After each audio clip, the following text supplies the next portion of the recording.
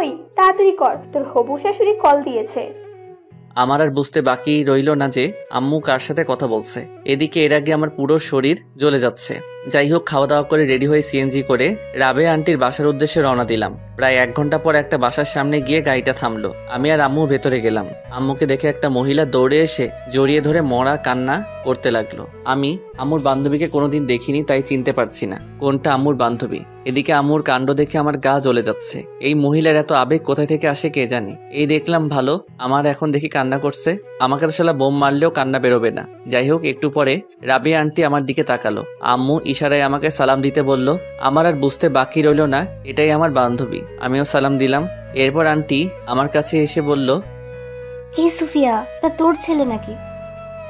এটাই তোর হবু জামাই। আল্লাহ, কত বড় হয়ে গেছে। জানো বাবা, তোমার সেই ছোট্টবেলায় দেখেছিলাম তুমি কত হিসু করে দিয়েছিলে আমার গোলে, তার হিসেব নেই। যা কথা বলছি এখানে, আর উনি চলে গেলেন। আমি ছোটবেলায় কোথায় হিসু করেছি, কোথায় ইয়ে করেছি, হায় রে আল্লাহ, উঠাইয়া লও আমারে। যাই হোক, তারপর আমি রুমে এসে সোফায় বসে পড়লাম। আর আম্মু এবং রাবেয়া আন্টি আমাকে রেখে কথা বলতে বলতে উপরে চলে গেল। আমি একাই অবলার মতো সোফায় বসে রইলাম। আমার পাশে কেউ নেই, একটু সহমর্মিতা দেখানোর জন্য। একটু পর আম্মু নিচে আসলো। নিচে এসে আমাকে বলল, এই মুখ এমন করে রাখছিস কেন, একটু হাসি মুখে থাক। হায় রে আম্মু, তুমি তোমার ছেলের মন বুঝলে না। আমার কান্না আসছে এখানে। চুপ কর শয়তান, একটু পর বউ আসবে তোর সাথে দেখা করতে। আর কতক্ষণ লাগবে বউয়ের আসতে? তর সইছে না নাকি? একটু অপেক্ষা কর, বউ চলে আসবে। ওকে। এরপর আমি আবারও চলে গেলাম। আমি সোফার উপর একা একা বসে আছি। প্রায় 45 মিনিট হয়ে গেল। কোথায় বউ আসবে, কোথায় কি, কাউকে তো দেখতে পাচ্ছি না। মহারানীর কোনো খবরই তো নেই। অনেকক্ষণ পর মহারানীকে দেখতে পারলাম। দেখলাম মহারানীটা উপর থেকে নিচে নেমে আসছে। মহারানীকে দেখে তো আমি পুরাই টাসকি খেয়ে গেলাম। আরে বুঝতে পারছেন না তো? ধুর, আপনারা কিভাবে বুঝবেন? আপনারা তো আর দেখছেন না। আরে এটা তো আর কেউ না, আমাদের তামান্না আপু, যার পিছনে পিছনে আমি এতদিন ঘোরাঘুরি করছিলাম। তার মানে তামান্নাই রাবেয়া আন্টির মেয়ে। আহা, তামান্না আমার বউ হবে, এ যেন মেঘনা চাইতে বৃষ্টি পাওয়ার মতো। যাই হোক, তামান্না একটা শাড়ি পরে এসেছে। আমি তো ওকে দেখে হাঁ করে তাকিয়ে রইলাম। আমার এমন হাঁ করে তাকিয়ে থাকা দেখে আম্মু আমাকে টোকা দিল। তারপর বাস্তবে ফিরে আসলাম। তামান্না এসে আমাকে চা দিল। আমার মনের মধ্যে তো তখন লাড্ডু ফুটছে। বিদ্যা বালানের গানটা মনের ভিতরে বাজতেছে, উলালা উলালা তুহি মেরি ফ্যান্টাসি। তামান্না এসে আম্মুকে সালাম দিয়ে ভিতরে চলে গেল। আমিও সোফায় বসে রইলাম। আম্মু অনেকক্ষণ রাবেয়া আন্টির সাথে বসে গল্প করলো। তারপর বিয়ের দিন তারিখ ঠিক করে বাসায় চলে আসলাম। বাসায় এসে আমি, সানি আর আয়মানকে গ্রুপ কল দিলাম। কিরে হারামির দল, কোথায় তোরা? কেন, কি হয়েছে? সেটা পরে বলবো, তাড়াতাড়ি করে রেস্টুরেন্টে আয়, তোদের ট্রিট দিব। ট্রিটের কথা শুনে দুজনে লেজ উঠিয়ে চলে আসলো। সন্ধ্যায় ওদের সাথে রেস্টুরেন্টে গেলাম। মামা, ঘটনা কি? হঠাৎ করে ট্রিট? দোস্ত, কাম তো হয়ে গেছে। কি মেয়ে পছন্দ হয়েছে নাকি? ঠিক বলেছিস। কিন্তু তুই তো বললি বিয়েটা করবি না। আরে সেটা তো আগে বলছিলাম, কিন্তু পাত্রীকে দেখার পর সবকিছু ঠিক হয়ে গেছে। তা পাত্রীটাকে? তোদের তামান্না আপু। আমাদের ক্যাম্পাসে তামান্না আপু নাকি, যার পিছনে পিছনে তুই কুত্তার মতো হাঁটতি? এই হালার পুত, চুপ কর। আমি কারো পিছনে ঘুরি নাই। আর হ্যাঁ, সেই তামান্নাই আম্মুর বান্ধবীর মেয়ে। সিরিয়াসলি দোস্ত, এটা তো মেঘ না চাইতে বৃষ্টি আসার মতো। আজকে যা ইচ্ছা খেয়ে নে, টাকা আমি দিব। তো বিয়ে কবে? আগামী শুক্রবার। কাল থেকে কেনাকাটা শুরু। তোরা আর কেউ এই সপ্তাহে যাস না, অনেক কাজ আছে। ওকে। তারপর ওদের ট্রিট দিয়ে বাসায় চলে আসলাম। রাতে কিছুতেই ঘুম আসছে না। ভাবছি তামান্নাকে কল দিয়ে কিছুক্ষণ প্রেম করব। না থাক, বিয়ের পর চুটিয়ে প্রেম করা যাবে। এই কয়দিন একটু পার্ট নিয়ে থাকি। একদিনে সবাই মিলে কেনাকাটা শেষ করলাম। আস্তে আস্তে বাসায় মেহমান আসতে শুরু করেছে। আমি সবাইকে ইনভাইট করে দিছি। দেখতে দেখতে বিয়ের দিন চলে আসলো। বিয়ের দিন অনেক ধকলের পর অবশেষে আমাদের বিয়েটা সম্পন্ন হয়ে গেল। আমি জানি, আর আইমান ছাদে বসে বসে গল্প করছি। এদিকে তামান্না বাসর ঘরে বসে আমার জন্য অপেক্ষা করছে। আমার তো আর এখানে দাঁড়িয়ে থাকতে ইচ্ছা করছে না, কিন্তু হারামিগুলো আমাকে যেতে দিচ্ছে না। রাত প্রায় 12টা। আমি এখনো ছাদে বসে বসে আড্ডা দিচ্ছি। এমন সময় আম্মু আসলো। কি রে, তুই এখানে বসে আছিস যে? তো কি করব? কি করবি মানে? যা ঘরে যা। মেয়েটা সে কখন থেকে একা একা বসে আছে। আন্টি, আমরা ওকে অনেক বলেছি, কিন্তু আমাদের কথা শুনছে না। পুরোটা মিথ্যা। আমি সানির কথাগুলো শুনে ওর দিকে অবাক দৃষ্টিতে তাকালাম। তখন আম্মু বলল, যা তাড়াতাড়ি ঘরে যা। ঠিক আছে, যাচ্ছি, তুমি নিচে যাও। একটু পর আম্মু চলে গেল। আমি সানিকে একটা লাথি দিয়ে বললাম, এই হারামখোর, তুই আমাকে অনেকবার যেতে বলছিস তাই না? শালা, তোর জন্য আমি যেতে পারছি না, আর তুই বলছিস আমাকে যেতে বলছিলি?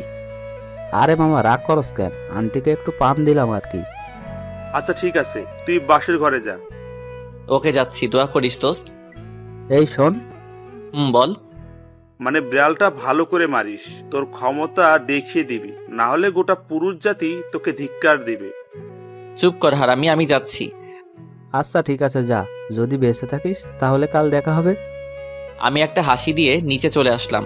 বাসর ঘরের সামনে দাঁড়িয়ে আছি, কেমন যেন ভয় লাগছে, আবার লজ্জাও। আহারে, নিজের ঘরে নিজের যাবো আর সেখানে ভয় লাগছে।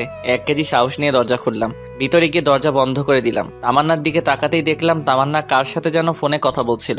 আমাকে দেখে ফোনটা রেখে দিল আর চুপচাপ বসে রইল। আমি গিয়ে ওর সামনে দাঁড়ালাম, ভাবছি সে হয়তো আমাকে সালাম করবে। অনেকক্ষণ দাঁড়িয়ে থাকার পরও দেখলাম সে বসে আছে। আমি মনে করছি আমি জুনিয়র, তাই হয়তো আমাকে সালাম করতে লজ্জা লাগছে, বা করবে না, যাক করা লাগবে না, একটা সালামে কিছু যায় আসে না। আমি গিয়ে খাটের উপর বসলাম, তখন তামান্না বলল, তোর সাথে আমার কিছু কথা আছে। বাহ, শুরুতেই তুই? আমি বললাম, কি কথা বলেন। আমি তোকে স্বামী হিসেবে মানতে পারবো না। মুহূর্তে যেন আমার পায়ের নিচ থেকে মাটি সরে গেল। নিজেকে শক্ত করে বললাম, কেন পারবে না? আর সেই কথা বিয়ের আগে বলেননি কেন? বলিনি কারণ আম্মুর কথার উপরে আমি কোনো কথা বলতে পারবো না। তাছাড়া বাবা অসুস্থ, এখন যদি বিয়েটা না করি তাহলে বাবা হয়তো আরো বেশি অসুস্থ হয়ে যাবে। আপনার মা বাবার কথা চিন্তা করে আমার লাইফটা নষ্ট করে দিলেন কেন? আপনার যদি বিয়েতে মত না থাকতো আপনার বাবা মাকে বলতেন। বলে কোনো লাভ হবে না, ওরা আমার কোনো কথাই শুনবে না। তাহলে আমাকে বলতেন, আমি আম্মুকে বলে দিতাম যে আমার আপনাকে পছন্দ হয়নি। আমি রিয়াদকে অনেকবার বলেছি পালিয়ে যাওয়ার জন্য, কিন্তু ও এখন নাকি কিছু করতে পারবে না, কিছুদিন সময় লাগবে। এখন আবার এই রিয়ারটাকে? আমার বয়ফ্রেন্ড। তো এখন কি চান আপনি? আমি এখন আপনার জন্য কি করতে পারি? ডিভোর্স। তোকে আমাকে ডিভোর্স দিয়ে দিতে হবে। ডিভোর্স তো আর বললেই হয়ে যাবে না, কমপক্ষে 6 মাস তো আমাদের একসাথে থাকতেই হবে। কি 6 মাস? তোকে আমার 1 সেকেন্ডও সহ্য হয় না। ডিভোর্স পেতে হলে 6 মাস সহ্য করতেই হবে। আচ্ছা ঠিক আছে, আর একটা কথা। কি? এই 6 মাস আমার উপর কোনোভাবে স্বামীর অধিকার খাটাতে আসবি না। ওকে, কিন্তু এই 6 মাস সবার সামনে অন্তত বউয়ের মতো থাকবেন। মা যদি জানতে পারে অনেক কষ্ট পাবে, আর আমি মায়ের কষ্ট সহ্য করতে পারি না। আচ্ছা ঠিক আছে।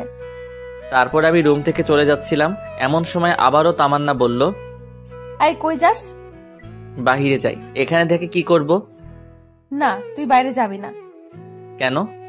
বাইরে গেলে সবাই সবকিছু বুঝতে পারবে। বাহ, বুদ্ধি আছে দেখছি। এরপর আমি খাটে ঘুমাতে যাব, এমন সময় তামান্না আবারও চিৎকার দিয়ে বলল, এই কি করছিস? কেন ঘুমাবো না? তো খাটে কেন? তাহলে কোথায় ঘুমাবো? তুই খাটে ঘুমাতে পারবি না, সোফায় ঘুমা। কেন, খাটে ঘুমালে সমস্যা কি? বললাম না তোকে স্বামী হিসেবে মানি না, তাহলে এক খাটে দুজনে ঘুমাবো কেন? আমি আর কিছু না বলে একটা বালিশ সোফায় রেখে বারান্দায় চলে গেলাম। ভাবতে লাগলাম কোন অপরাধের কারণে আল্লাহ এত শাস্তি দিচ্ছে আমাকে। বাহিরে তাকিয়ে দেখি সবাই ব্যস্ত, বাবুর্চিটা এদিক ওদিক ঘোরাঘুরি করছে, আম্মুও সবার সাথে বসে গল্প করছে। কিছুক্ষণ দাঁড়িয়ে থেকে আমার রুমে চলে আসলাম, দেখলাম তামান্না কার সাথে যেন ফোনে কথা বলছে। আমাকে দেখে আবারও ফোনটা রেখে দিল। আমি লাইট বন্ধ করে ঘুমাতে যাব, এমন সময় আবারও তামান্না বলল, কিরে, লাইট অফ করছিস কেন? তো লাইট জ্বালিয়ে কেউ ঘুমায় নাকি? আমি তোকে বিশ্বাস করতে পারছি না, তুই লাইট দে। ধুর, এই ঘরেই থাকবো না। এই কই যাস? জাহান্নামে।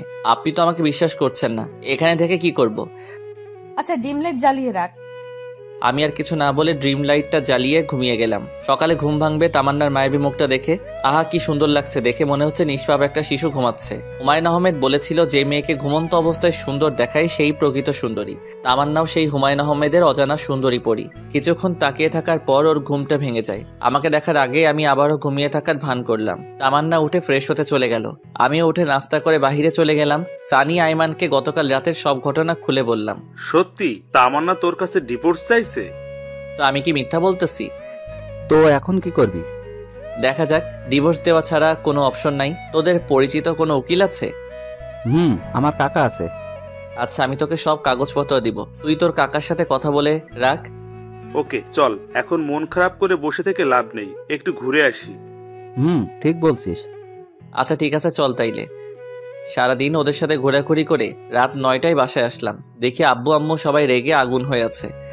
কি রে, তুই সারাদিন কোথায় ছিলি? এই তো সানি আর আইমানের সাথে। মোবাইল ধরছিস না কেন? সাইলেন্ট ছিল। তোর মধ্যে কোনো সেন্স নাই? বাসায় নতুন বউ রেখে বাইরে ঘুরতে লজ্জা করে না? এমন বউ দিয়েছো যে আমার লাইফটা শেষ করে দিল। কি বললি? না কিছু না। খেতে আয়। খাবো না, বাইরে থেকে খেয়ে আসছি। আর কোনো কথা না বলে সোজা রুমে চলে গেলাম। গিয়ে দেখি তামান্না কার সাথে যেন ফোনে কথা বলছে। আমাকে দেখে ফোনটা রেখে দিল। ও এইসব কাণ্ড দেখে মাথায় পুরো রক্ত উঠে গেল। ও আমাকে দেখে বলল, এই ডিভোর্সের ব্যাপারে কিছু করলি? উকিলের সাথে কথা হইছে, অন্তত 6 মাস একসাথে থাকতে। তোকে তো আমার 1 সেকেন্ডও সহ্য হয় না। না হলে এখানে আছেন কেন? চলে যান এখান থেকে। এতই যখন তারা বিয়ে করেছিলেন কেন? তোকে বিয়ে করতে আমার বইয়েই গেছে। নিজেকে কখনো আয়নায় দেখেছিস? ওর সাথে আমার যায়? ভদ্রভাবে কথা বলুন, এটা আমার বাসা, আপনার নয়। তোর বাসা থেকে আমাকে ধমকাচ্ছিস? লজ্জা হওয়া উচিত তোর। ধুরবাল, ভালো লাগে না। কেন যে ফালতু মেয়েকে বিয়ে করতে গেলাম কে জানে। রুম থেকে বের হয়ে সোজা ছাদে গেলাম। ছাদে অনেকক্ষণ বসে থাকার পর রুমে চলে আসলাম। এখনো দেখছি তামান্না কার সাথে যেন ফোনে কথা বলছে। আমাকে দেখে আরো হেসে হেসে কথা বলতে লাগলো। কিছু না বলেই বালিশ নিয়ে সোজা সোফায় ঘুমিয়ে পড়লাম। সকালে ঘুম থেকে উঠে দেখি তামান্না বিছানায় নেই, হয়তো ওয়াশরুমে গেছে। মোবাইলটা টেবিলের উপর রাখা। আমি তাড়াতাড়ি উঠে মোবাইলটা হাতে নিলাম। বাহ, লক করা নাই তো। ফোনটা হাতে নিয়ে সাথে সাথে মেসেজগুলো দেখতে লাগলাম। মেসেজগুলো দেখে আমার মাথা পুরো খারাপ হয়ে গেল। আমি নাম্বারটা নিয়ে নিলাম। দরজার আওয়াজ শুনে মনে হচ্ছে তামান্না আসছে। আমি ফোনটা রেখে তাড়াতাড়ি করে বাহিরে চলে গেলাম। এভাবেই তামান্না আর আমার দিনগুলো যেতে লাগলো। আমি কলেজে যাওয়া শুরু করলাম। পরের দিন থেকে তামান্নাও যায়। আম্মু বলেছে দুজনকে একসাথে যাওয়ার জন্য, কিন্তু তামান্না আমাকে পার্সোনালি নিষেধ করেছে। আর তাই দুজনে বাসা থেকে একসাথে বেরোলেও একসাথে কলেজে যাই না। সেদিন ক্লাস শেষ করে বাহিরে এসে দেখি তামান্না তার বন্ধুদের সাথে বসে আড্ডা দিচ্ছে আর অনেক হাসাহাসি করছে। আমার তো এসব দেখে রক্ত মাথায় উঠে গেল। আমি ওর কাছে গিয়ে বললাম, চলেন। কোথায় যাব? বাসায় যেতে হবে। তুই যা, আমি যাব না তোর সাথে। তুই করে বলাতে সবাই আমার দিকে হা করে তাকিয়ে আছে।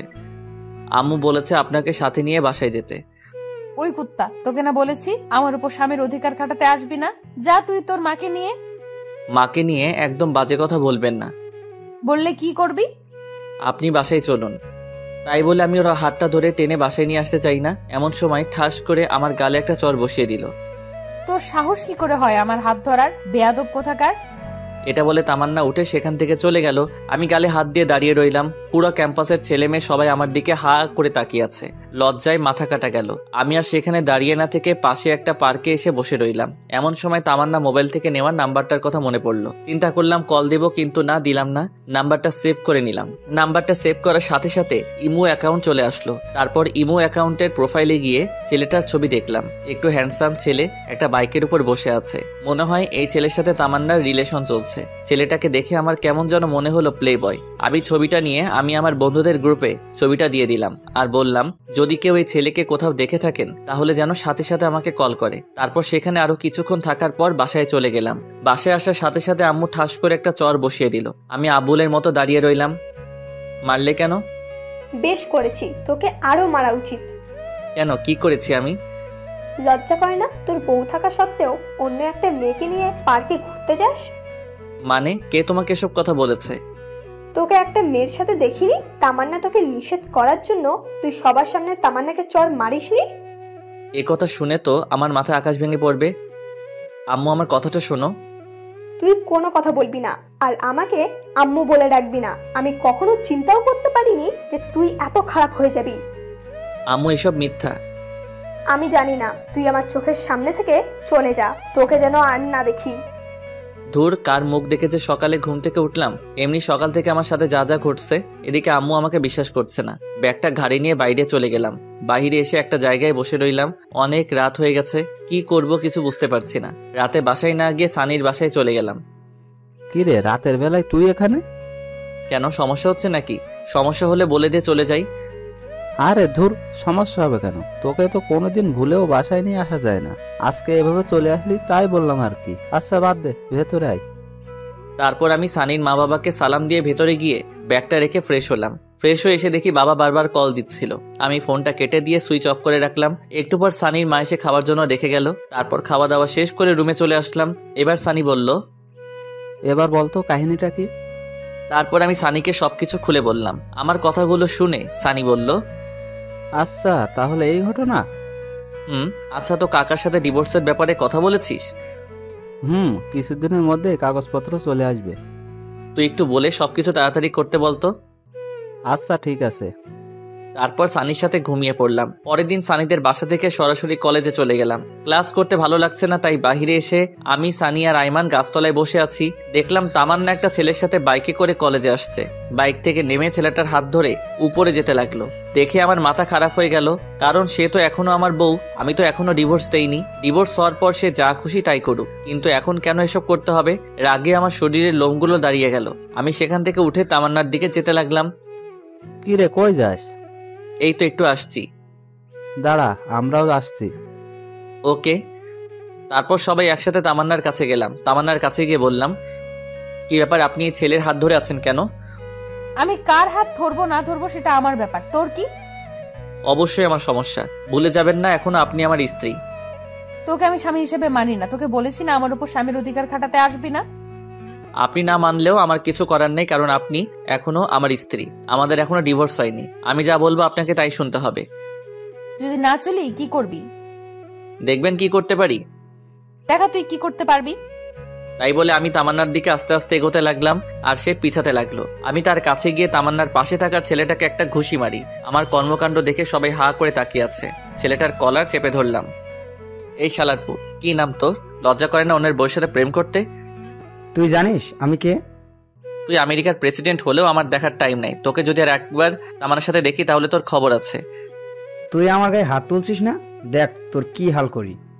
তাই বলে পকেট থেকে ফোনটা বের করে কাকে যেন ফোন করতে গেল। তখন আমি ওর হাত থেকে মোবাইলটা কেড়ে নিয়ে একটা আছাড় মেরে ভেঙে ফেললাম। তারপর আরো একটা ঘুষি মারলাম। এবার ওর ঠোঁট কেটে রক্ত বেরোতে লাগলো। সানিয়া রাইমান আমাকে সেখান থেকে টেনে নিয়ে গেল।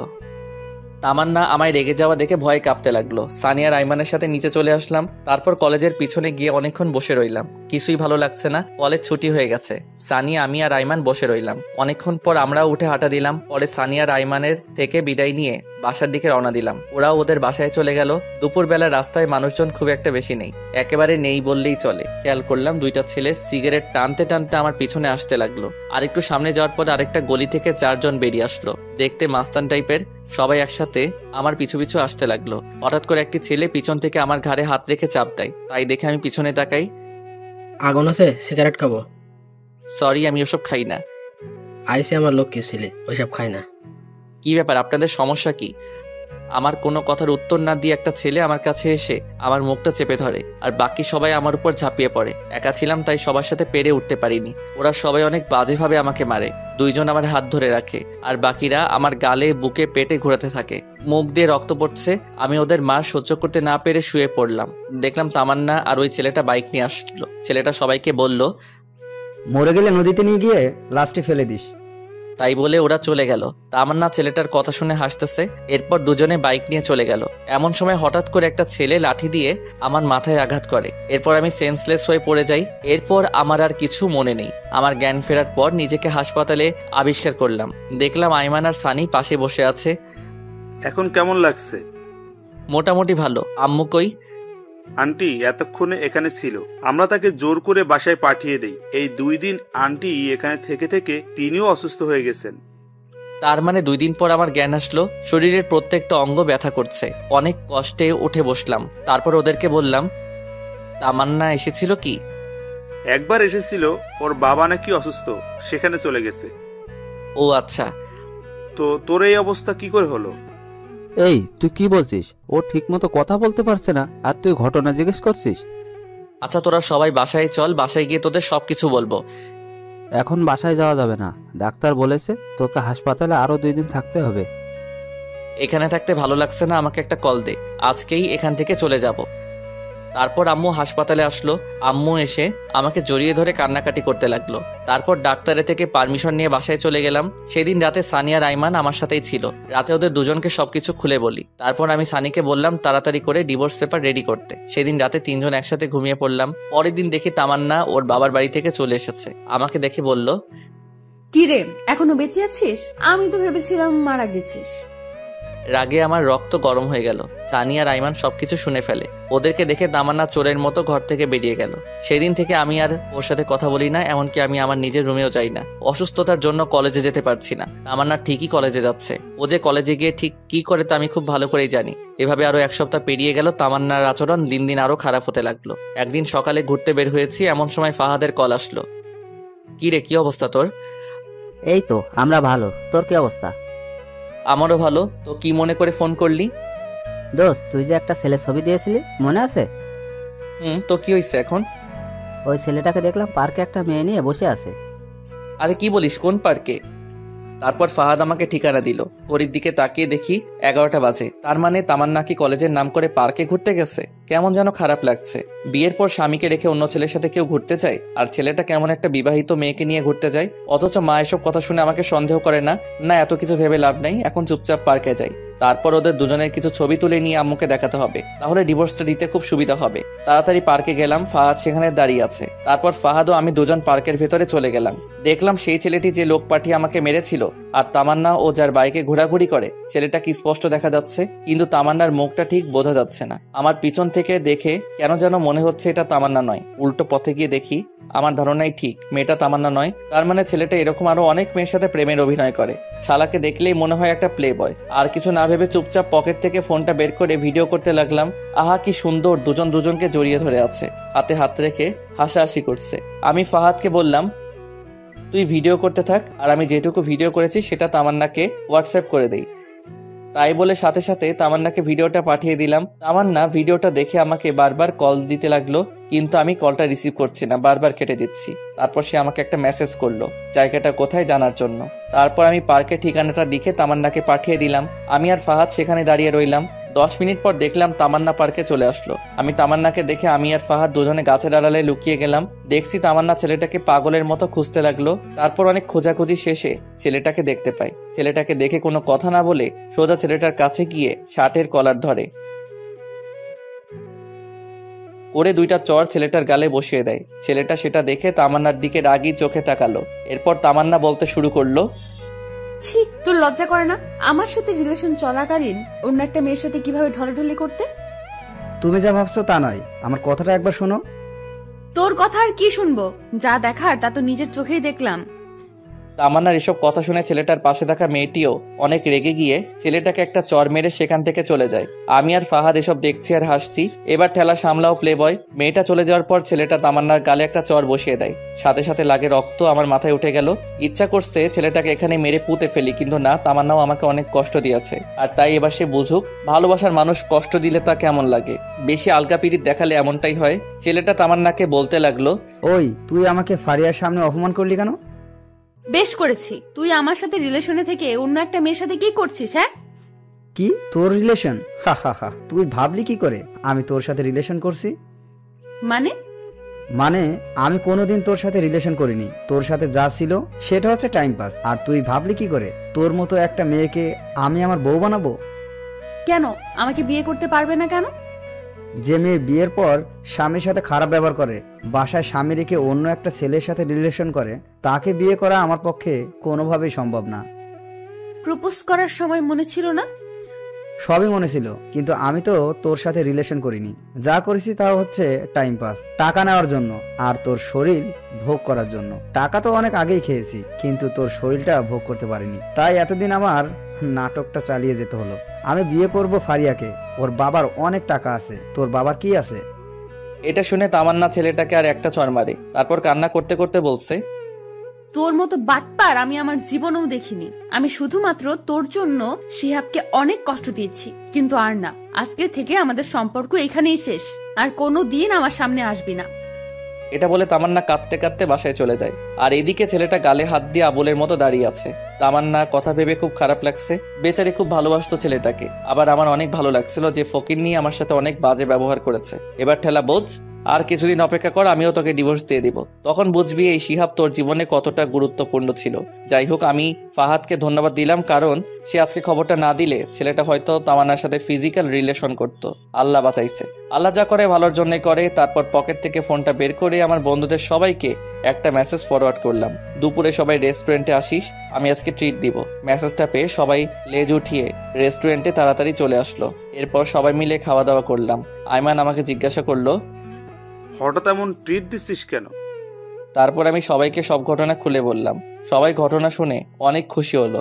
এরপর আমি সানিকে বললাম ডিভোর্স পেপার রেডি হতে আর কতদিন সময় লাগবে। সানি আমাকে বলল আর কিছুদিন সময় লাগবে। বিকেলে আর বাসায় গেলাম না, সবার সাথে বসে আড্ডা দিলাম। রাতে বাসায় ফিরলাম। সারাদিন বাসায় যাইনি, তাই বাসায় যেতেই আম্মু আমাকে বলল, কি রে, সারাদিন কই ছিলি? এই তো বন্ধুদের সাথে। এই অসুস্থ শরীর নিয়ে বন্ধুদের সাথে কি? এমনি বাসায় ভালো লাগছিল না তাই। এই, তোর তামান্নার সাথে কিছু হয়েছে নাকি? কই না তো। সেই দুপুরে কলেজ থেকে আসার পর থেকে রুমের মধ্যে একা একা শুয়ে আছে। খেতে বললাম, খাবার খাচ্ছে না, রুম থেকে বেরও হচ্ছে না। আমি কিছু জানি না, যদিও সবটা জানি, কিন্তু আম্মুকে বললাম না। দেখ তো বাবা, মেয়েটা কিচ্ছু খাচ্ছে না, এমন করলে তো শরীর খারাপ করবে। নিজের ছেলেকে না খেয়ে আছে সেদিকে খেয়াল নেই। আচ্ছা, দেখছি কি করা যায়। হ্যাঁ, যা ডেকে নিয়ে আয়, আমি তোদের দুজনের জন্য খাবার রেডি করছি। তারপর আমি রুমে চলে গেলাম। রুমে গিয়ে দেখলাম তামান্না উল্টো হয়ে শুয়ে আছে। আমাকে দেখে উঠে বসে পড়লো। আমি কিছু না বলে ওয়াশরুমে চলে গেলাম। তারপর ফ্রেশ হয়ে এসে তামান্নাকে বললাম, আম্মু খাবার জন্য ডাকছে, খেতে চলেন। আমার খেতে ইচ্ছে করছে না, তুমি খাও। আমি তো পুরাই অবাক হয়ে গেলাম। যে মেয়ে আমাকে তুই ছাড়া কোনোদিন কথা বলেনি, আজকে সেই মেয়ে আমাকে তুমি করে বলছে। খাবেন না কেন? আম্মু বলল দুপুরেও তো কিছু খাননি, আপনার গালে এসব কিসের? ওসব কিছু না, মশা মারতে গিয়ে দাগ পড়েছে। তাড়াতাড়ি খেতে চলেন, সবাই বসে আছে। বললাম তো আমি খাবো না, তুমি যাও। কি আর করা, আমি খেতে চলে গেলাম। আমাকে একা দেখে মা বলল, কি রে, আসলো না খেতে? ও নাকি খাবে না, অসুস্থ। ও আল্লাহ, বলিস কি? ডাক্তারকে খবর দে তাড়াতাড়ি। আরে আম্মু, এত চিন্তা করো না তো, এমন কিছু না, এমনি একটু অসুস্থ, ঠিক হয়ে যাবে। আমি আর কিছু না বলে খাবার খেয়ে রুমে যেতে লাগলাম। তখন মা বলল, বাবা শোন। আম্মু কিছু বলবে? আমি বলছিলাম কি, খাবারটা রুমে নিয়ে যা, ওর খিদে লাগলে খেয়ে নেবে। প্লিজ বাবা, খাবারটা রুমে নিয়ে যা। কি আর করার, নিজের অনিচ্ছা সত্ত্বেও খাবারটা রুমে নিয়ে যেতে হলো। তারপর খাবারগুলো টেবিলের উপর রাখলাম আর তামান্নাকে বললাম, ভাত নিয়ে আসছি, খেয়ে নিন, না হলে শরীর খারাপ করবে। আর কিছু না বলে একটা বালিশ নিয়ে সোফায় ঘুমিয়ে পড়লাম। তামান্না কিছু একটা বলতে গিয়েও বলল না। রাতে কিছু একটা শব্দ শুনে ঘুমটা ভেঙে গেল। তাকিয়ে দেখি তামান্না পাগলের মতো খাবারগুলো খাচ্ছে। আমি মুচকি মুচকি হাসছি আর মনে মনে বলছি, গরিবের কথা বাসি হলেও মিষ্টি হয়। আমি না দেখার ভান করে শুয়ে আছি। তামান্না একবার খাবার খাচ্ছে আর একবার আমার দিকে তাকাচ্ছে। তারপর আমি ঘুমিয়ে পড়লাম। সকালে ঘুম থেকে উঠে তো আমি অবাক, কারণ সকালবেলা ঘুম থেকে উঠে দেখি তামান্না ওর কম্বলটা আমার গায়ে পেঁচিয়ে কোথায় যেন গেছে। উঠে ফ্রেশ হয়ে নিলাম। তারপর খাবার টেবিলে গিয়ে তো আমি আরো অবাক, কারণ আজ খাবার টেবিলে আমার সব ফেভারিট আইটেমগুলো সাজিয়ে রাখা হয়েছে। ঘটনা কি, আজ তো কোনো বিশেষ দিন না। তারপর আমি আম্মুকে জিজ্ঞেস করলাম, আজকে এত সব রান্না কেন? তামান্না নিজের হাতে আজ সব রান্না করেছে, শুধুমাত্র তোর জন্য। এই কথা শুনে আমি একটু চমকে গেলাম। আসলে মেয়েদের মন বোঝা একদমই সহজ বিষয় না। এরা কখন কি করে নিজেরাও জানে না। কিছু না বলে খেয়ে নিলাম। খাওয়া শেষ করে বাহিরে চলে গেলাম। আজ বন্ধুদের সাথে আড্ডা দেওয়ার জন্য যাচ্ছে না, একটা চাকরির জন্য ইন্টারভিউ দিতে যাচ্ছি। বসে বসে তো অনেক খেলাম, এবার একটু ফ্যামিলির পাশে দাঁড়াই।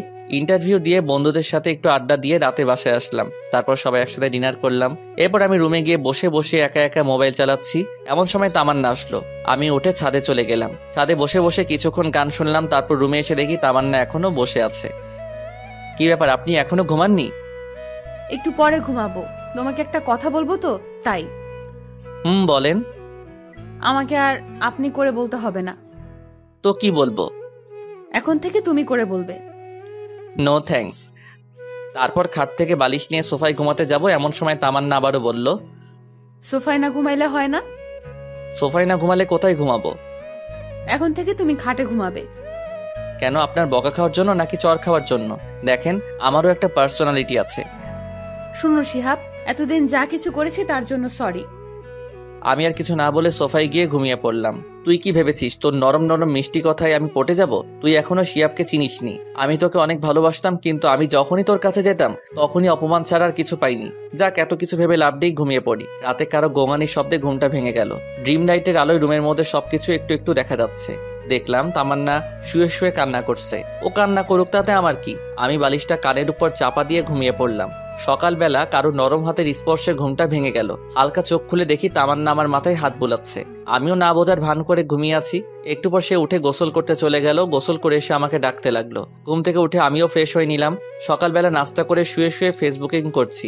এমন সময় আইমান কল দিয়ে বলল, দোস্ত, তোর চাকরিটা হয়ে গেছে? আমি খবরটা শুনে অনেক খুশি হয়ে গেলাম। যাক, এতদিন একটু পরিবারের পাশে দাঁড়াতে পারবো। আব্বু আম্মু দুজনকে খবরটা দিলাম। দুজনেই বেশ খুশি। তামান্নাকে কিছুই বললাম না। তারপর সানিয়া রাইমানের সাথে আড্ডা দিয়ে রাতে বাসায় ফিরলাম। বাসায় ফিরতেই তামান্না আমাকে বলল, কংগ্রেচুলেশন। কংগ্রাচুলেশন কেন? নতুন চাকরি পেয়েছো তাই। ও আচ্ছা, ধন্যবাদ। পরের দিন সকালে ঘুম থেকে উঠে নাস্তা করে রেডি হয়ে অফিসে চলে গেলাম। আজ অফিসের প্রথম দিন, অনেক ভালো লাগলো। অফিসের কলিগের সাথে পরিচিত হলাম, বসের সাথে পরিচিত হলাম। এক কথায় দিনটা অনেক ভালো কাটলো। এইভাবে আরো 10টি দিন কেটে গেল। তামান্না বারবার আমার কাছে আসতে চাই, আমার সাথে কথা বলতে চাই, কিন্তু আমি ওর সাথে কথা বলি না। কারণ অতীতের কথাগুলো আমি এখনো ভুলি নাই। তামান্নার জন্য আমি এতদিন কলেজে যাই নাই বললেই চলে। সেদিন কলেজে সবার সামনে অপমান করার পর থেকে আর কলেজে যাই না, শুধু পরীক্ষাটা দিয়ে চলে আসি। পরের দিন অফিসে যাচ্ছি, এমন সময় আম্মু এসে বলল, কি রে, অফিসে যাচ্ছিস? কিছু বলবে? হ্যাঁ, বলছিলাম কি, তামান্নার মা ফোন করেছিল। সে নাকি একটু অসুস্থ, তাই তামান্নাকে ওর মা যেতে বলেছে। তো যাক না, আমি কি বারণ করেছি? না মানে, আমি বলছিলাম কি, তুই যদি দিয়ে আসতি তাহলে খুব ভালো হতো। আমি কিভাবে দিয়ে আসবো? অফিসে দেরি হয়ে যাবে তো। হবে না, তামান্না রেডি আছে। প্লিজ বাবা, তুই একটু ওকে নামিয়ে দিয়ে যা। কি আর করার, অনিচ্ছা সত্ত্বেও আম্মুর কথা শুনে তামান্নাকে নিয়ে বেরিয়ে পড়লাম। একটা সিএনজি নিলাম। তামান্না আর আমি পাশাপাশি বসে আছি, কিন্তু কেউ কারোর সাথে কোনো কথা বলছি না। তামান্নার মুখ দেখে বুঝতে পারছি সে কিছু বলতে চায়, কিন্তু বলতে পারছে না। তাই দেখে আমি বললাম, কিছু বলবেন কি? তোমার অফিস কখন শেষ হবে? 4টায়। কাজের চাপ থাকলে দেরি হতে পারে। আচ্ছা, একটা কথা বলি। জি বলেন। তোমার অফিসে কি মেয়ে কলিগ আছে? হ্যাঁ, 5 জন আছে। 2 জন আমার পাশেই বসে। ও আচ্ছা। কথা বলতে বলতে তামান্না তো বাসার সামনে চলে আসলাম। তামান্নাদের বাড়িতে নামিয়ে দিয়ে আসতে যাব এমন সময়, বাসায় আসবে না? না, আমার অফিসে দেরি হয়ে যাচ্ছে। তাহলে অফিসে সে এসো।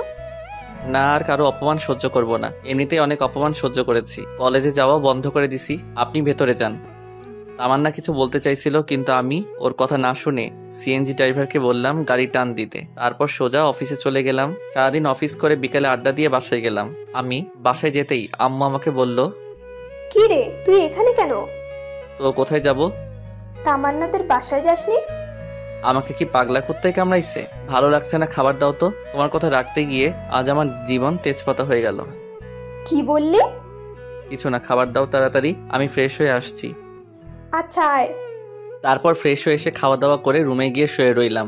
কি শান্তি! কতদিন পর আজ একটু শান্তি করে বিছানায় ঘুমাবো। এতদিন এই ফকিন্নির জন্য বিছানায় ঘুমাতে পারিনি। মনে হচ্ছে 20টা বছর খাটে ঘুমাই না। শুয়ে শুয়ে গান শুনছি, এমন সময় একটা অচেনা নাম্বার থেকে কল আসলো। আসসালামু আলাইকুম, কে বলছেন? আমি। আরে, এই আমিটাকে? আরে, আমি তামান্না বলছি। ও আচ্ছা, তো এটা আবার কার নাম্বার? আমার একটা কাজিনের নাম্বার। তুমি ঠিক মতো খাইছো? হ্যাঁ খাইছি, আপনি খাইছেন? আচ্ছা, এখন আপনার আম্মু কেমন আছে? জি ভালো। আচ্ছা, তাহলে এখন ফোনটা রাখি, ঘুমাবো, খুব ঘুম পাচ্ছে। ওকে। কল কেটে দিয়ে ভাবছি হঠাৎ এত কেয়ার নিচ্ছে কেন। মেয়ে মানুষকে বিশ্বাস করতে নাই। এদের মনে কখন কি চলে তা নিজেরাও জানে না। যাই হোক, তামান্না যে আস্তে আস্তে আমার প্রতি দুর্বল হচ্ছে সেটা আমি ঠিকই বুঝতে পারছি। এভাবে আরো 1 সপ্তাহ কেটে গেল। আমি আরামসে বিছানায় খাওয়া দাওয়া করে অফিসে যাই আর বন্ধুদের সাথে আড্ডা দেই। তামান্নার সাথে আর কথা বলি না। যদি সে নিজে থেকে কল দেয় তাহলে হাই হ্যালো ছাড়া অতিরিক্ত কোনো কথা হয় না। সেদিন অফিসে কাজ করছি, সানি এমন সময় কল করলো। কি রে, কি অবস্থা তোর? এই তো ভালো, তোর কি অবস্থা? আসি রে, বেকার মানুষের আর কি অবস্থা। আচ্ছা শোন, যে জন্য কল করেছিলাম। বল। তোর ডিভোর্স পেপার রেডি হয়ে গেছে। বিকেলে পুকুর পাড়ে আসিস, পেপারটা নিয়ে যাস। ধন্যবাদ দোস্ত। শুকনো ধন্যবাদ দিতে হবে না, টিপ দিতে হবে। আচ্ছা ঠিক আছে, তাহলে আইমানকেও সাথে নিয়ে আসিস। আচ্ছা ঠিক আছে। যাক, অবশেষে পেপারটা রেডি হলো। এই পেপারটার জন্য এতদিন যেই প্যারায় ছিলাম তা বলে বোঝানো যাবে না। বিকেলে অফিস শেষ করে পুকুর পাড়ে চলে গেলাম। গিয়ে দেখলাম সানিয়া আর আইমান বসে আছে। তারপর ওদের সাথে বসে অনেকক্ষণ আড্ডা দিলাম। তারপর ওদের ট্রিট দিয়ে বাসায় চলে আসলাম। বাসায় এসে দেখি আম্মু রেগে আছে। কি হয়েছে আম্মু, এভাবে তাকিয়ে আছো কেন? তোর মোবাইল কই শুনি? আছে তো। তাই বলে পকেটে হাত দিয়ে মোবাইলটা বের করে দেখি মোবাইলটা বন্ধ হয়ে আছে। তোকে কল দেই, কল যায় না কেন? আমি ফোনে চার্জ ছিল না, সেজন্য কল আসেনি। মোবাইল চালাতেই ভালো লাগে, চার্জ দিতে মনে থাকে না। আচ্ছা বাদ দাও তো, কল দিয়েছিলে কেন? তামান্নাকে নিয়ে আসার জন্য। আমি তো নিয়ে আসতে যাবো ওকে, একা একা আসতে পারে না নাকি আমি ওর বডিগার্ড? এই কেমন কথা বলছিস? মেয়েটা একা একা আসবে কি করে? তুই যা, ওকে নিয়ে আয়। আমি গিয়ে ওকে নিয়ে আসবো মানে? হ্যাঁ, তুই গিয়ে ওকে নিয়ে আয়, না হলে তোর এই বাড়িতে ঠাঁই নাই। এটা কেমন কথা? হ্যাঁ, এখন চুপচাপ গিয়ে ওকে নিয়ে আয়। কি আর করার, বাসা থেকে বেরিয়ে আবার তামান্নাদের বাসায় গেলাম। ওদের বাসায় গিয়ে দেখি 8:30 বাজে। অনেকক্ষণ ধরে কলিং বেল বাজাচ্ছে কিন্তু দরজা খুলছে না। অনেকক্ষণ পর তামান্নার মা এসে দরজা খুলে দিল। আসসালামু আলাইকুম, কেমন আছেন? আলহামদুলিল্লাহ ভালো। তুমি কেমন আছো বাবা? আলহামদুলিল্লাহ ভালো। তামান্না উপরে আছে, যাও। ইচ্ছা না থাকা সত্ত্বেও উপরে চলে গেলাম। গিয়ে দেখলাম তামান্না রেডি হয়ে বসে আছে। আমি ওকে বললাম, রেডি হইছেন? আম্মা ফোন করেছিল, কিন্তু তুমি আসতে এত দেরি করলা কেন? অফিস থেকে আসতে একটু দেরি হয়ে গেছে। আচ্ছা চলুন। এখন না, পরে যাব, আগে খাওয়া দাওয়া করে নেই। বাসায় গিয়ে খাবো। না, এখান থেকে খেয়ে বাসায় যাব, আম্মু সব রান্না করেছে। কি আর করার, খাওয়া দাওয়া করে বাসার উদ্দেশ্যে রওনা দিলাম। সিএনজির ভিতরে কেউ কারোর সাথে কথা বলছিলাম না। মনে মনে ভাবতে লাগলাম, আজ থেকে আর আরাম করে খাটে ঘুমাতে পারবো না। একটু পর বাসায় আসলাম। বাসায় এসে দেখি বাসার সব লাইট অফ করা। দরজায় টোকা দেওয়ার আগে দরজা খুলে গেল। বাসার ভিতরে সব লাইট বন্ধ। তারপর আম্মুকে অনেকবার ডাকলাম, ধুর কোনো সারা শব্দ নাই। অনেক চিন্তায় পড়ে গেলাম, কোনো অঘটন ঘটলো না তো? তামান্না ভয়ে আমার হাত চেপে ধরে রাখলো। আমি পকেট থেকে মোবাইলটা বের করে লাইট জ্বালাতে যাব, এমন সময় আমাদের দুজনকে অবাক করে দিয়ে অনেকগুলো লাইট একেবারে চলে গেল। এরপর সানি, আইমান আর আম্মু একসাথে বলে উঠলো, happy birthday to you, happy birthday dear Tamanna, many many happy returns of the day. আমি তো পুরাই টাস্কি খেয়ে গেলাম। এসব কে করলো, কখন করলো আর কিভাবে করলো? আমি তো এই 2 ঘন্টা আগে বাসায় ছিলাম, কই তখন তো কিছুই ছিল না। আমি শুধু ভাবছি। আর তামান্না আম্মুকে বলল, আম্মু আপনি কি করে জানলেন আজকে আমার জন্মদিন? আর এত কিছুই বা কে করলো? সবাই একসাথে আমাকে দেখিয়ে দিল। আমি তো আবার টাস্কি খেয়ে গেলাম। যাই হোক, তারপর সবাই মিলে কেকটা কাটলাম। কেক কেটে তাহলে আমাকে একটু খাইয়ে দিল। তারপর আমিও ওকে খাইয়ে দিলাম। একা একা সবাই খেয়ে নিলাম। সবাই মিলে অনেক মজা করলাম। এরপর সানি, আইমান আর আম্মু তামান্নাকে অনেকগুলো গিফট দিল। আমি বাকি রইলাম। সানি তামান্নাকে বলল, আমি আমার গিফট কাল সকালে দেব। আমি তো নির্বাক হয়ে দাঁড়িয়ে রইলাম। এরপর আমি সানি আর আইমান ছাদে চলে গেলাম। ছাদে গিয়ে আমি সানিকে বললাম, কি রে তোরা এত কিছু কিভাবে জানলি? আমরা তো কিছুই জানতাম না, আন্টি আমাদের ফোন করে সবকিছু বলেছে, আর আন্টি তোকে সবকিছু জানাতে বারণ করেছে। ও আচ্ছা, এই সানি তুই যে বললি আমি কাল সকালে ওকে গিফট দিব, ওকে আমি কি গিফট দিব? আরে বেটা, তামান্না তোর কাছে কি চেয়েছিল? ডিভোর্স, তাই না? আর ডিভোর্স পেপার তো রেডি হয়ে গেছে। কাল সকালে ডিভোর্স পেপার তামান্নাকে দিবি, আর এটাই হবে ওর সব থেকে বড় উপহার। একদম ঠিক বলছিস। আচ্ছা অনেক রাত হয়েছে, এখন ঘুমাতে যাই। চল। এরপর ছাদ থেকে নেমে সানিয়া রাইমানকে একটা রুমে রেখে আমি আমার রুমে চলে গেলাম। রুমে গিয়ে দেখি তামান্না বসে বসে মোবাইল চালাচ্ছে। আমাকে দেখে বলল, থ্যাঙ্কস শিহাব। ধন্যবাদ। কেন? এত বড় একটা সারপ্রাইজ দেওয়ার জন্য। আচ্ছা ঠিক আছে, ঘুমিয়ে যান, অনেক রাত হয়েছে। এটা বলে বিছানা থেকে একটা বালিশ নিয়ে সোফায় ঘুমাতে যাব। এমন সময় তামান্না বলল, আমার গিফট কই? কাল সকালে অফিসে যাওয়ার আগে টেবিলের উপর রেখে যাব। ওকে আচ্ছা, একটা কথা বলি। বলেন। সোফায় না ঘুমালে হয় না? সোফায় না ঘুমালে কোথায় ঘুমাবো? খাটে ঘুমাও, অসুবিধা নাই। নো থ্যাঙ্কস, লাগবে না, আপনি ঘুমিয়ে যান। আর কিছু না বলেই ঘুমিয়ে পড়লাম। সকালে ঘুম থেকে উঠে দেখি তামান্না আমার আগেই ঘুম থেকে উঠে গেছে। আমি ফ্রেশ হয়ে ডাইনিং টেবিলে গিয়ে দেখি আম্মু রান্না করছে আর তামান্না সবকিছু ডাইনিং টেবিলে গুছিয়ে রাখছে। তারপর নাস্তা করে রুমে এসে ডিভোর্স পেপারটা হাতে নিলাম। অনেক কষ্ট হচ্ছে ডিভোর্স পেপারটা নিয়ে অনেকক্ষণ ধরে দাঁড়িয়ে আছি, সাইন করতে পারছি না। মেয়েটাকে অনেক ভালোবেসে ফেলেছিলাম, কিন্তু কি করার, হয়তো সে অন্য কারো কাছে ভালো থাকবে আমার থেকে, আর আমিও চাই সে সবসময় ভালো থাকুক। মনকে শক্ত করে সাইনটা করেই ফেললাম। ডিভোর্স পেপারের সাথে আরেকটা ছোট চিটকুট লিখলাম, আজ আপনার জন্মদিনের সব থেকে বড় উপহারটা দেওয়ার চেষ্টা করলাম। আমি জানি এই উপহারটা আপনার জন্য সব থেকে বেস্ট, যেটা আপনি আমার থেকে চেয়েছিলেন। আশা করি আপনিও সাইনটা করে দিবেন। দোয়া করি সবসময় ভালো থাকবেন, আর পারলে আমাকে মাফ করে দিবেন আপনাকে অনেক কষ্ট দেওয়ার জন্য। আর আমি চাই আপনি সবসময় ভালো থাকেন। এরপর চিরকুট আর ডিভোর্স পেপার টেবিলের উপর রেখে অফিসে চলে গেলাম। অফিসে যাওয়ার পথে অনেক পুরাতন একটা বন্ধুর সাথে দেখা, তারপর তার সাথে অনেকক্ষণ আড্ডা দিলাম। বন্ধুর সাথে আড্ডা দেওয়াতে অফিসে যেতে 20 মিনিট দেরি হলো। এরপর দেরিতে অফিসে যাওয়ার জন্য বসের অনেক ঝাড়ি শুনতে হলো। রাগে মোবাইলটা সাইলেন্ট করে রেখে কাজ করতে শুরু করি। অন্য দিনের তুলনায় আজকে একটু কাজের চাপ বেশি, কিন্তু কিছুই করার নাই। বেশি বাড়াবাড়ি করলে চাকরি থেকে বের করে দেওয়া হবে। বিকেলবেলা অফিস শেষে পকেট থেকে মোবাইলটা বের করতেই আমি পুরো অবাক হয়ে গেলাম। আম্মু 122টা কল দিয়েছে। তামান্নার আম্মুও অনেকগুলো কল দিয়েছে। সানি, আইমানের কোনো মেসেজগুলো দেখে আমি তো আরো অবাক। একসাথে এতগুলো মেসেজ, এতগুলো কল, ব্যাপারটা কি কিছুই তো বুঝতেছি না। আর এতগুলো কল SMS আসলো, আমি টেরই পাইলাম না। মোবাইলটা হাতে নিয়ে দেখি তামান্না আম্মু আবার ফোন দিছে। হ্যালো। কোনো কথা বলছে না, শুধু কান্না করছে। তারপর আমি কলটা কেটে আমার আম্মুর কাছে কল দিলাম। আম্মু কল ধরছে না। এখন কি করব কিছুই তো বুঝতে পারছি না। আবার আইমানকে কল করলাম। হ্যালো দোস্ত, কি অবস্থা? কিরে, তোর এতবার কল দিলাম, কল ধরিস না কেন? আসলে অফিসে কাজের চাপ একটু বেশি তো, তাই। তো এখন কোথায় আছিস? এই তো 3 রাস্তার মোড়ে আছি। তাড়াতাড়ি মোহাম্মদ আলী হাসপাতালে চলে আয়। কেন, কার কি হয়েছে? তামান্না সুসাইড করতে নিছিল, আমরা সবাই মিলে ওকে হাসপাতালে নিয়ে আসছি। কি, সুইসাইড করতে নিছিল ও? মানে দাঁড়া, আমি এখনই আসছি। তাড়াতাড়ি আয়। তাই বলে আমি ফোনটা রেখে হাসপাতালের দিকে রওনা দিলাম। কেমন যেন টেনশন লাগছে। তামান্না হঠাৎ করে সুইসাইড করতে গেল কেন? হাসপাতালে গিয়ে দেখি আম্মু, তামান্নার আম্মু, সানি আর আয়নার বাইরে বসে আছে। আমাকে দেখে সবাই উঠে দাঁড়ালো, আর আম্মু তো এসে আমাকে একটা ঠাস করে চড় মারলো। আমি আবুলের মতো গালে হাত দিয়ে দাঁড়িয়ে রইলাম। একটু পর তামান্নার আম্মু বলল, বাবা, তোমার সাথে কি তামান্নার কিছু হয়েছে? ওই আমার সাথে তো কিছু হয়নি। তাহলে ও সুইসাইড করতে গেল কেন? আমি মাথা নিচু করে দাঁড়িয়ে আছি। আম্মু এসে বলল, তোকে এতবার কল করলাম, কল ধরিস না কেন? অফিসে কাজের চাপ ছিল, তাই মোবাইলটা সাইলেন্ট করে রেখেছিলাম। লাগবে না তোর চাকরি করা। আজকের পর থেকে তুই আর চাকরি করতে যাবি না। আর তুই আমাকে মিথ্যে বলছিস কেন? আমি কি মিথ্যা বলছি? তামান্না এতদিন তোর সাথে যা যা করেছে আমাকে জানাসনি কেন? তোমাকে এসব কে বলেছে? আম্মু সানি আর আইমানের দিকে দেখিয়ে দিল।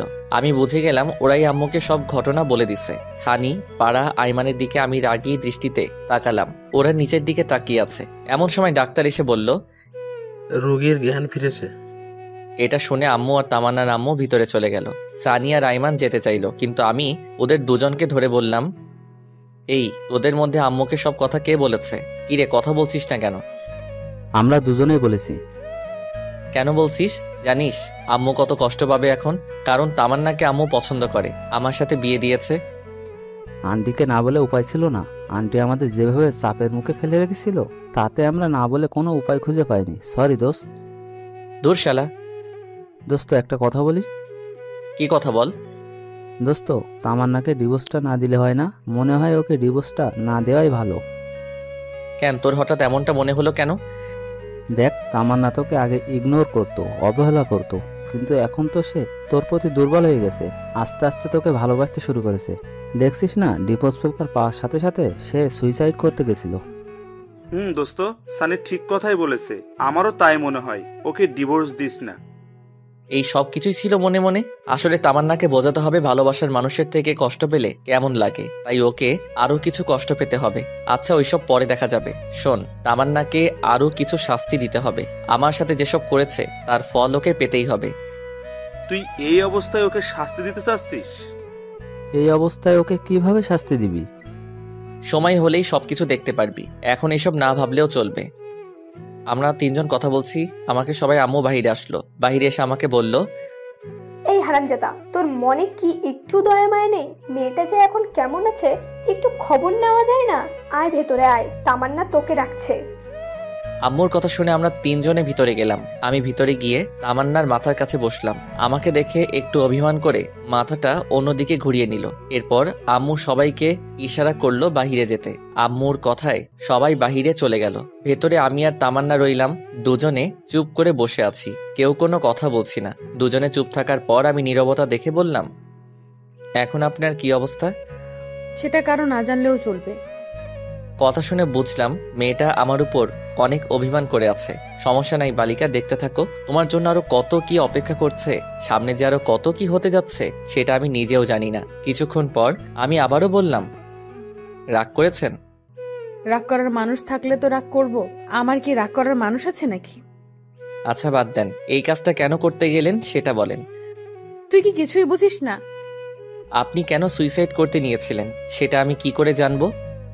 যা, তোর কিছুই বুঝতে হবে না। তুই এখানে কেন এসেছিস? এখান থেকে চলে যা। আমি মারা গেলে তো সব থেকে বেশি তুই খুশি হতি।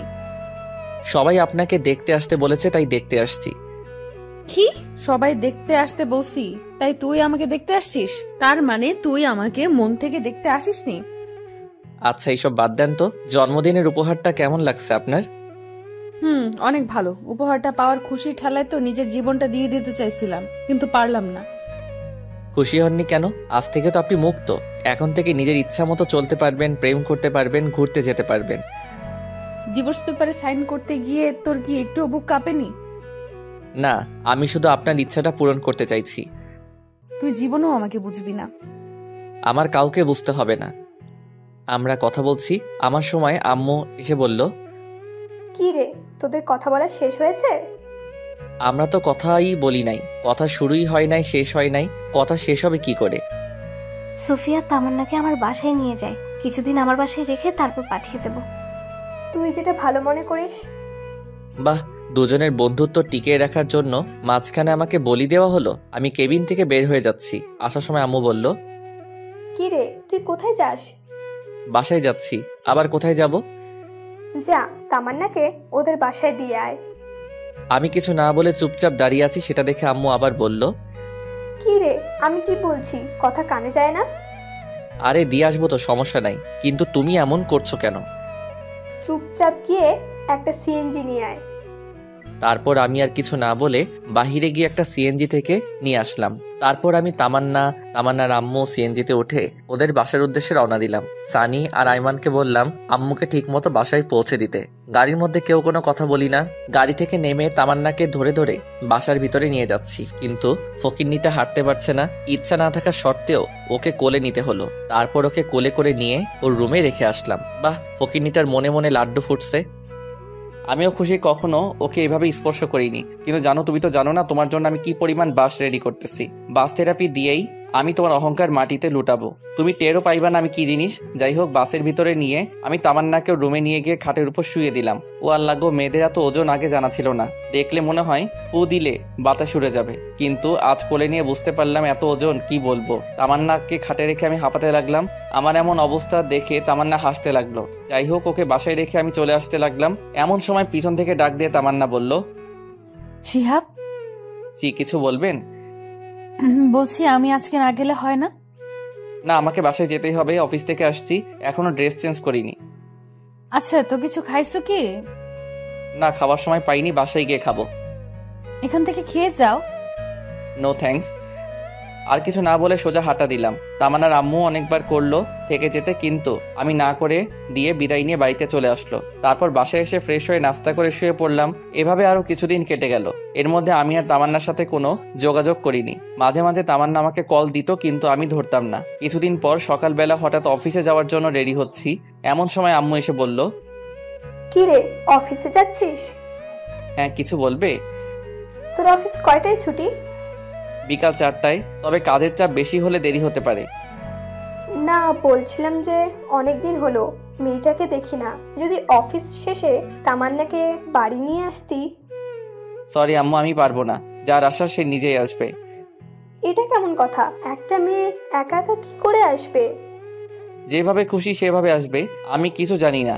যদি তোমার এতই দেখতে ইচ্ছে করে তাহলে তুমি গিয়ে নিয়ে আসো। যা, তোরা না লাগবে না, আমার মেয়েকে আমি নিয়ে আসবো। তোমার যা ইচ্ছা তাই করো, আমার কি। আর কিছু না বলে বাসা থেকে বেরিয়ে গেলাম। এরপর একটা সিএনজি নিয়ে সোজা অফিসে গেলাম। বিকালে অফিস শেষ করে বন্ধুদের সাথে আড্ডা দিয়ে বেশ রাত করে বাসায় ফিরলাম। বাসায় এসে দেখি তামান্না চলে এসেছে। আমি কিছু না বলে ফ্রেশ হয়ে রুমে গিয়ে শুয়ে পড়লাম। একটু পর তামান্না এসে বলল, শিহাব, তুমি আমাকে ভুলেই গেছো। একটাবার খবর নাও না, আমি কেমন আছি, কি করছি। মনে রাখার জন্য কি কোনো চুক্তিপত্র হয়েছে নাকি যে আপনাকে মনে রাখতে হবে? আচ্ছা বাদ দাও, খাবার রেডি, খেতে এসো। আমি খাবো না, বাইরে থেকে খেয়ে আসছি, আপনারা খেয়ে নিন। তাহলে আর কিছু না বলে রুম থেকে চলে গেল। আমি রুমে শুয়ে শুয়ে ফেসবুকিং করছি। একটু পর তামান্না আসলো। দেখে মনে হয় খাওয়া দাওয়া শেষ করে আসলো। রুমে এসে আমার সামনে বারবার হাঁটাহাঁটি করছে। তাই দেখে আমি ওকে বললাম, আপনি এখানে কেন এসেছেন? মানে আপনি এই বাসায় কেন এসেছেন? আপনার চাওয়া পাওয়া তো আমি পূরণ করে দিয়েছি, আবার কি? তুমি এভাবে কথা বলছো কেন? বললাম তো আগের ঘটনার জন্য আমি সরি। এসব বলে লাভ নাই। আপনি ডিভোর্স চাইছেন, আমি ডিভোর্স দিয়ে দিছি। এখন থেকে আপনি আপনার মতো আর আমি আমার মতো। আমি এসব মানি না। আমি আম্মুকে ছাড়া থাকতে পারবো না। আম্মু যেদিন নিজে আমাকে বাড়ির থেকে বের করে দিবে, আমি সেদিন চলে যাব। আমি আর কিছু না বলে শুয়ে শুয়ে মোবাইল চালাচ্ছি। একটু পর তামান্না এসে বিছানায় উঠতে লাগলো। আমি তা দেখে ওকে বললাম, এই কি করছেন আপনি? কেন, ঘুমাবো না নাকি? ঘুমাবেন ঠিক আছে, কিন্তু খাটে কি? আপনি মনে হয় ভুলে গেছেন এটা আমার রুম, আমার খাট, তাই আপনি আমার খাটে ঘুমাতে পারবেন না। তো কোথায় ঘুমাবো? যেখানে খুশি ঘুমাও, কিন্তু বিছানায় ঘুমাতে পারবেন না। তাহলে আমি একটা বালিশ তামান্নার হাতে দিলাম। তামান্না বালিশটা নিয়ে সোফায় গিয়ে শুয়ে পড়লো। এখন দেখো কেমন লাগে সোফায় ঘুমাতে। আমাকে অনেক জ্বালাইছো, এখন তুমি একটু ফল ভোগ করো। আমি আর কিছু না বলে পাশ কাটিয়ে শুয়ে পড়লাম। মাঝরাতে কিছু একটা শব্দে ঘুমটা ভেঙে গেল। ঘুম ভাঙতে তাকিয়ে দেখি তামান্না নাক টেনে কান্না করছে। তাই নাকি? আমি বললাম, আপনার সমস্যা কি? এসব ন্যাকা কান্না মানে কি? তোমার এত কিছু জানতে হবে না। আমার জানার কোনো প্রয়োজন নাই। আপনি অন্য কোথাও গিয়ে কাঁদেন, এখানে না। সকালে আমার অফিস আসতে ঘুমাতে হবে। আমার ঘুমের ডিস্টার্ব হচ্ছে। আমি বারণ করে পরে তামান্না কান্না করেই যাচ্ছে। আর একবার ন্যাকা কান্না করলে কিন্তু একটা লাথি দিয়ে সোফা থেকে ফেলে দেব। যত সব আজাইরা। তামান্না আর কিছু না বলে ওয়াশরুমের দিকে চলে গেল। আমিও মনে মনে বলছি, এবার ঠেলা সামলাও জানো, আমি অনেক কষ্ট পাইছি তোমার আচরণে। এখন দেখো কষ্ট পাইতে কেমন লাগে। এসব ভাবতে ভাবতে কখন যে ঘুমিয়ে গেছি মনে নেই। সকালে ঘুম থেকে উঠে দেখি তামান্না আমার আগে ঘুম থেকে উঠে গেছে। তারপর আমি ঘুম থেকে উঠে ফ্রেশ হয়ে নাস্তা করে অফিসে চলে গেলাম। অফিস শেষে সানিয়া রাইমানকে কল করে পুকুর পাড়ে আসতে বললাম। আমি পুকুর পাড়ে এসে দেখি আমার আগেই ওরা এসে বসে আছে। কিরে, কি অবস্থা তোদের? বেকার মানুষের আবার অবস্থা। আমরা তো আর তোর মতো টাকা ইনকাম করতে পারছি না, বাপের টাকায় বসে বসে খাচ্ছি। আচ্ছা বাদ দে, চল ওই পাশে গিয়ে বসি। চল। তারপর ওই পাশে গিয়ে বসে কথা বলতে লাগলাম। কি রে তামান্না, কি খবর এখন? ভালোই। যাক, ভালো হলেই ভালো। কিন্তু দোস্ত, আমি একটা বিষয় কিছুতেই বুঝতে পারছি না। কি? তামান্নাকে ডিভোর্স দিলাম, সেটার কোনো খবর নাই, আবার আমার বাড়ি থেকেও যাচ্ছে না। আরে বোকা, ও যাবে কি করে? ও তো এখন তোকে ভালোবেসে ফেলেছে। আচ্ছা দোস্ত, যা হয়েছে সব ভুলে যা। এখন সবকিছু ঠিক করে নিয়ে নতুন করে জীবন শুরু কর, এটাই ভালো হবে। আরে না না, তাও আরো কিছু শাস্তি দিতেই হবে। এই শিহাব শোন। চল। তামান্না তোকে কলেজের সবার সামনে অপমান করেছে না? তুইও কি ওকে কলেজের সবার সামনে অপমান করবি? সেটা কি করে? আচ্ছা তাহলে শোন। ও মাই গুডনেস, সানি এত বড় একটা প্ল্যান, বল কি বলবো। আমি তো এটা কখনো ভাবিনি। কি আপনারা কিছু বুঝতে পারছেন না তাই তো? গল্প পড়তে থাকুন, সবকিছু বুঝতে পারবেন। তারপর সানিকে বললাম, দূর বেটা, এভাবে অপমান করা ঠিক হবে না। যতই হোক সে আমার স্ত্রী। আরে বেটা, সমস্যা নাই, এখন একটু শাস্তি দে, পরে একটু বেশি করে আদর করে দিস, তাহলেই হয়ে যাবে। হা হা হা। আর আমি তুই আর ভালো হইলি না। আচ্ছা, কি কলেজে যাবি নাকি অফিসে যাবি, কোনটা? দুটোই, অফিসও করব আবার কলেজও করব। বসকে বললেই ছুটি দিয়ে দিবে।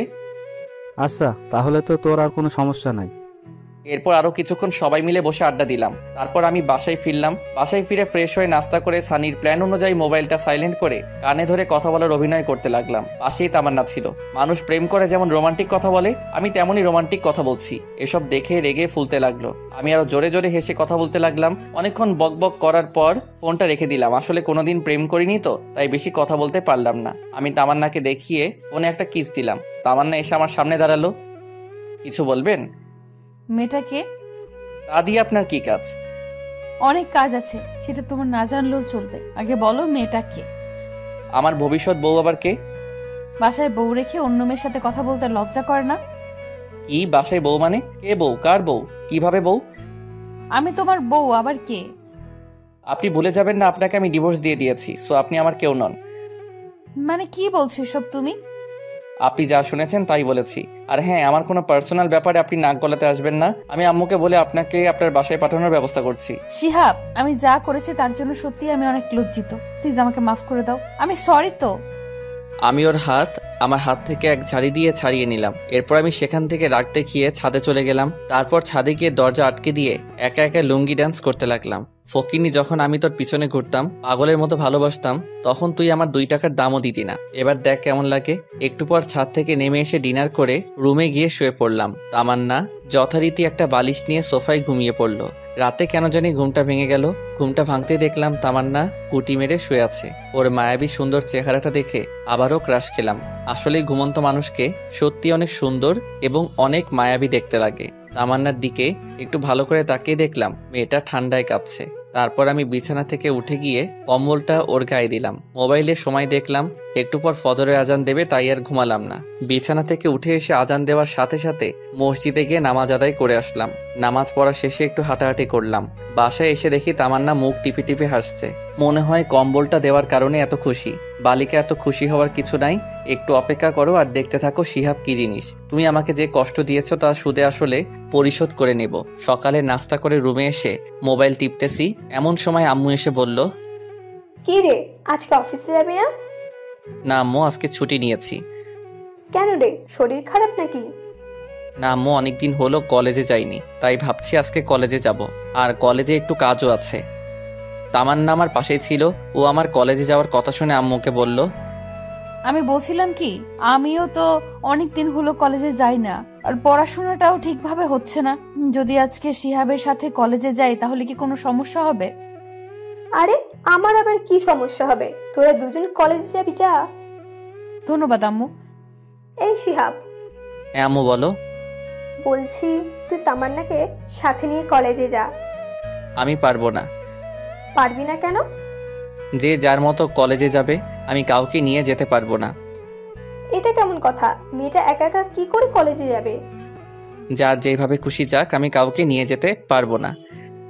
আমি আম্মুকে আর কিছু বলতে না দিয়ে সোজা রুমে চলে আসলাম। রুমে এসে রেডি হয়ে তামান্নার আগেই কলেজে চলে গেলাম। আমি, সানি, আইমান আর ইতু একসাথে বসে আছি। তামান্নাকে আসতে দেখে সানি বলল, এ মামা, ও আসছে, শুরু করে দে। কে আসছে? আরে শালা, তোর বউ আসছে, প্ল্যান অনুযায়ী কাজ শুরু করে দে। এরপর আমি আর ইতু বসে বসে দুজন দুজনের হাত ধরে হেসে হেসে কথা বলছি। ইতু প্ল্যান অনুযায়ী আমার হাত ধরে বসে আছে। তামান্না তো আমাদেরকে দেখে রাগে ফুলতে লাগলো। তামান্না আমাদের কিছু না বলে সোজা উপরে চলে গেল। আমরা তো সবাই হাসতে হাসতে শেষ। আমরা কেউই আজ ক্লাস করিনি, সবাই বসে বসে আড্ডা দিচ্ছি। তামান্না উপর থেকে বারবার আমাদের দিকে তাকাচ্ছিল। আমি অভিনয়টা বেশ ভালো করে চালিয়ে যাচ্ছি না? যে কেউ দেখলে বলবে আমরা দুজন দুজনকে অনেক ভালোবাসি, কিন্তু এটা ছিল আমাদের প্ল্যান। এভাবে 2 ঘন্টা পার হয়ে গেল। 2 ঘন্টা পর তামান্না ও তার বান্ধবীরা একসাথে আমার দিকে আসছে। সানি আর আইমান ওদের দেখে গান গাইতে লাগলো। আমার এই বাজে স্বভাব কোনোদিনও যাবে না। একটা সিনিয়র মেয়ে এসে সানিকে বলল, যখন একটা কানের নিচে পড়বে এমনিতেই বাজে স্বভাব চলে যাবে। আমি তখনও ইতুর হাত ধরে বসে আছি। আর আমার এমন আচরণ দেখে তামান্না বলল, ছি শিহাব, তোমার লজ্জা করে না? কেন আমার লজ্জা করবে কেন? আমি কি ল্যাংটা হয়ে আছি নাকি? ল্যাংটা হয়ে না থাকলেও তার থেকে অনেক খারাপ কিছু করছো। বাসায় বউ রেখে এখানে অন্য একটা মেয়ের সাথে। ছি। ওয়েট, বউ মানে কার কথা বলছেন? কার সাথে আবার বলবো? আমার সাথে বলছি। হোয়াট? কে আপনি? আপনাকে তো আমি চিনিই না। কি বললে? তুমি আমাকে চেনো না? আমার ভাবতেই অনেক ঘৃণা লাগতেছে তুমি এতটা খারাপ। আপনার লজ্জা করে না একটা জুনিয়র ছেলের পিছনে পিছনে ঘুরতে? আপনাকে তো আমি পাত্তাও দেই না, তাহলে কেন বারবার আমার পিছনে আসেন? এতক্ষণে পুরো ক্যাম্পাসের ছেলে মেয়ে সবাই আমাদের দিকে তাকিয়ে আছে। তামান্না তো লজ্জায় মাথা নিচু করে আছে। দেখলাম ওর চোখের কোণায় পানি। কান্না করতে করতে কলেজ থেকে বাইরে চলে গেল। আমার নিজেরও একটু খারাপ লাগছে। ব্যাপারটা আসলে একটু বাড়াবাড়ি হয়ে গেছে। পরে আমি, সানি আর আইমান কলেজ থেকে বেরিয়ে গেলাম আর ইতুকে একটা ধন্যবাদ দিয়ে আসলাম। এরপর আমরা বাহিরে কিছুক্ষণ আড্ডা দিলাম। অবশেষে আমরা বাসায় চলে গেলাম। বাসায় গিয়ে দেখি তামান্না ওর সবকিছু গুছিয়ে নিয়ে বাড়ি থেকে চলে যেতে যাচ্ছে। এদিকে আম্মু ওকে অনেক বোঝাচ্ছি, কিন্তু কোনো কিছুতেই বুঝতে চাচ্ছে না। তামান্না সবকিছু ভুলে ব্যাগ নিয়ে বাপের বাড়ি চলে গেল। এদিকে আম্মু ঠাস ঠাস করে আমাকে চর মারতে লাগলো। আমাকে চর মারতে মারতে আম্মু বলল, কুলাঙ্গার একটা ছেলে, তোর কারণে আজকে আমার মেয়েটা বাড়ি থেকে চলে গেল। আমার মেয়েটার যদি কিছু হয় তাহলে তোর অবস্থা আমি খারাপ করব। আমার কথা শুনে আমার মাথায় বাজ পড়লো। নিজের ছেলের কোনো খোঁজ নেই, ছেলের বউ নিয়ে পড়ে আছে। আমার সাথে রাগারাগি করে আমি ছাদে চলে গেলাম। ছাদে গিয়ে বসে আছি। আমার অনেক খারাপ লাগছে, কারণ আজকে একটু বেশি বাড়াবাড়ি হয়ে গেছে। কিন্তু কি করব, ও আমার সাথে যা যা করেছে তার ফল ওকে পেতেই হবে। কিন্তু মনে হচ্ছে ওর সাথে একটু বেশি করে ফেলেছি। কি করব কিছুই বুঝতে পারছি না। সানিকে একটা কল দিলাম। কিরে, কই তুই? এই দুপুরবেলা বাসা ছাড়া কই থাকবো? কোনো সমস্যা হয়েছে নাকি? হ্যাঁ, সমস্যা তো একটা হয়েছে। আবার কি সমস্যা হলো? ফোনে বলা যাবে না, তুই তাড়াতাড়ি পুকুর পাড়ে চলে আয়। আমি আইমানকেও বলে দিচ্ছি। শোন, তোকে আইমানকে বলতে হবে না, তুই চলে আয়, আমি বলছি ওকে। আচ্ছা ঠিক আছে, তাড়াতাড়ি পুকুর পাড়ে চলে আয়। আচ্ছা ঠিক আছে, কিন্তু কখন আসবি? আসরের নামাজ পড়ে চলে আয়। আচ্ছা ঠিক আছে। এখন ফোনটা রেখে ছাদ থেকে নিচে চলে আসি। নিচে এসে দেখি আম্মু না খেয়ে আমার জন্য টেবিলে খাবার রুমে চলে গেছে। আমি আম্মুর রুমে গিয়ে আম্মুকে বললাম, কি ব্যাপার আম্মু, খাবে না? তোর খাবার তুই খা, আমি আমার মেয়েকে ছাড়া খাবো না। এই মহা যন্ত্রণা দূর আর ভালো লাগে না। এই বলে আমি আম্মুর রুম থেকে বেরিয়ে আসলাম। আমিও কিছু খেলাম না, না খেয়ে রুমে গিয়ে ঘুমানোর চেষ্টা করছি, কিন্তু ঘুম আসছে না। পরে উঠে বাইরে চলে গেলাম। তারপর আসরের নামাজ পড়ে পুকুর পাড়ে চলে গেলাম। সেখানে গিয়ে দেখি সানি আর আইমান পুকুর পাড়ে বসে আছে। আমি ওদের কাছে গিয়ে বললাম, কিরে তোরা আসছিস? কিন্তু তোর মোবাইল বন্ধ কেন? আমি মোবাইলটা হাতে নিয়ে দেখি মোবাইলটা বন্ধ হয়ে আছে। সরি, ফোনে চার্জ নাই। আচ্ছা বল, কি সমস্যা? এখন ওদের দুজনকে সবকিছু খুলে বললাম। আমার কথা শুনে আইমান বলল, শিয়াব, আমার মনে হয় তোর এখন তামান্নাদের বাসায় যাওয়া উচিত। দূর, আমি সেখানে গিয়ে কি করব? তুই তামান্নার কাছে সবকিছুর জন্য মাপ চাইবি, আর ওকে বলবি ডিভোর্স পেপারটা নকল ছিল। কি বলিস, নকল ডিভোর্স পেপার মানে? হ্যাঁ, আমি জানতাম একদিন সবকিছু ঠিক হয়ে যাবে, তাই তোর সাথে একটু অভিনয় করছি। শালা, তোরা তো মির্জাফরের থেকে অনেক বড় প্রতারক।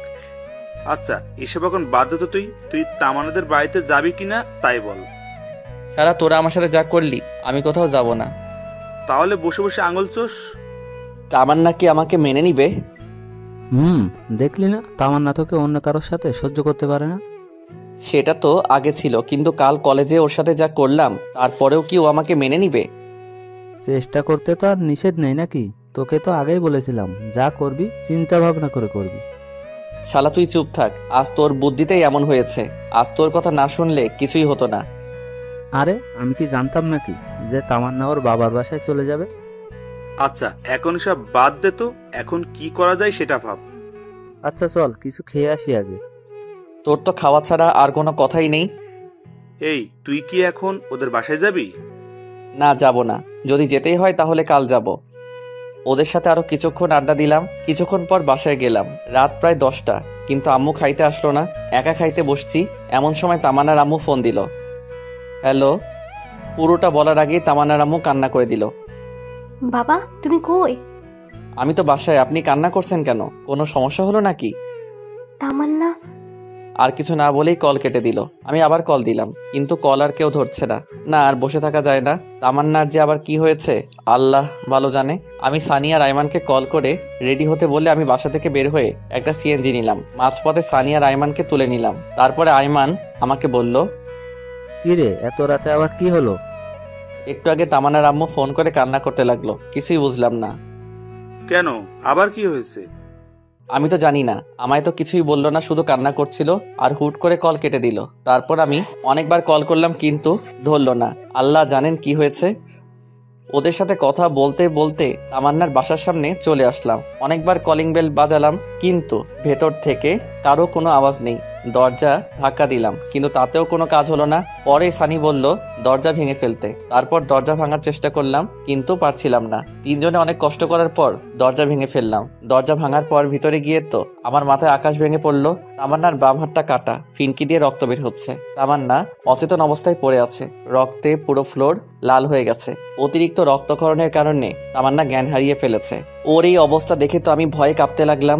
আমি কি করব কিছু বুঝতে পারছি না। আচ্ছা, তামান্না এখানে পড়ে আছে, কিন্তু ওর মা কোথায়? তামান্নার মাকে খোঁজার জন্য তামান্নার মায়ের রুমে গেলাম।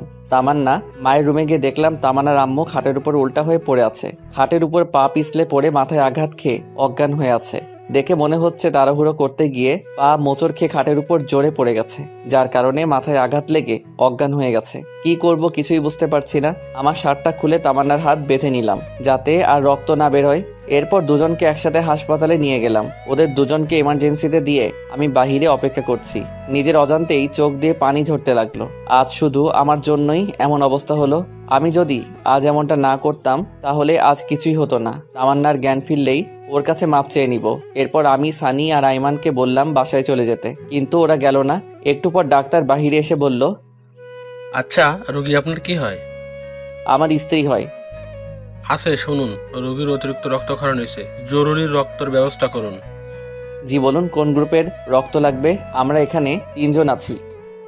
A B positive. আমার এ পজিটিভ। আমার ও পজিটিভ। আমার বি পজিটিভ। আচ্ছা, আপনারা 3 জনেই আসেন। এরপর 3 জনেই রক্ত দিলাম। একটু পর শাশুড়ি আমার জ্ঞান ফিরল, উনি ঘুমাচ্ছে। এদিকে আমি তামান্নার কাছে গিয়ে ওর পাশে বসলাম। আমি নিশ্চুপ হয়ে তামান্নার দিকে তাকিয়ে আছি। তারপর ওর হাতটা ধরে ওর মায়াবী মুখটা দেখতে দেখতে কখন ঘুমিয়ে গেছি বুঝতেই পারিনি। সকালে ঘুম ভাঙলো কারো হাতের স্পর্শে। তাকিয়ে দেখি তামান্না আমার মাথায় হাত বুলাচ্ছে। আমার ঘুম ভাঙা দেখে ও মুখটা অন্যদিকে ঘুরিয়ে কালো করে বসে রইল। সেটা দেখে আমি তামান্নাকে বললাম, কি ব্যাপার, আপনি এমন করলেন কেন? সেটা কাউকে জানতে হবে না, আমার যা মনে হয়েছে তাই করেছি। আপনি এমন পাগলামি কেন করলেন বলেন?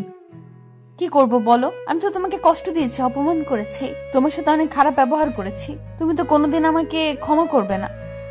তাই বলে সুইসাইড করবেন? এর আগেও আপনি এমন করেছেন। আমি মরলে তোমার কি? এটা শোনার সাথে সাথে ঠাস করে ওর গালে একটা চর বসিয়ে দিলাম। আমার চর মারা দেখে তামান্না আমাকে বলল, তুমি আমাকে মারলে? আপনাকে মেরেছি, বেশ করেছি। আমি আমার বউকে মেরেছি, কার কি? বউ? তাহলে সেদিন ডিভোর্স লেটার কেন দিলে? আরে ওইটা ডিভোর্স পেপার ছিল না, জন্মদিনের কার্ড ছিল। আর ওই চিঠিটা তো আমি এমনি এমনি বানিয়ে লিখেছি। তাহলে কাল কলেজে এমন কেন করলে? আপনি যে আমাকে অপমান করেছিলেন, আর তাই আপনাকে বোঝাতে চেয়েছিলাম।